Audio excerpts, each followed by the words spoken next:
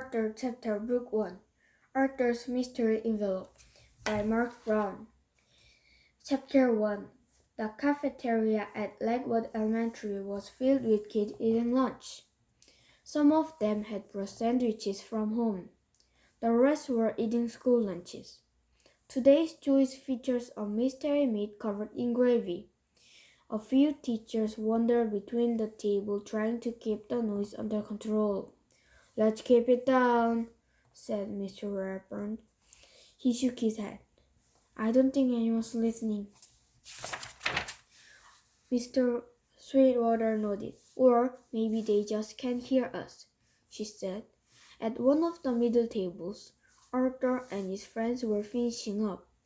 Arthur was poking at his food with a fork. "Even without the gravy," he said, "we have no idea where this came from." "Ready for action, boys?" Francine asked. "Ready," said Arthur. He put aside his tray. "And waiting," said Buster. They started a game of milk hockey. Francine and Sue Ellen made up one team. Arthur and Buster were the other. They used a crushed milk carton as a puck, hitting it back and forth the length of the table. Francine dodged left to flip the carton past Arthur's hand. Buster tried to stop it, but the puck slid past him off the table. "Goal!" said Muffy. She was the official scorekeeper. Francine smiled. "That didn't take long," she said. Francine flexed his hand. "We just take a little while to warm up." "All right," said Suellen. "Let us know when you're nice and toasty." "Maybe we'll need a substitution," said Buster. He turned to Binky Burns. Do you want to turn?"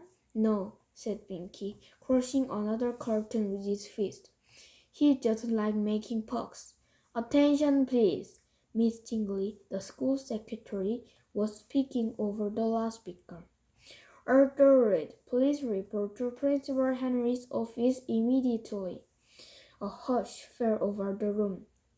Everyone was staring at Arthur. Buster's mouth was wide open.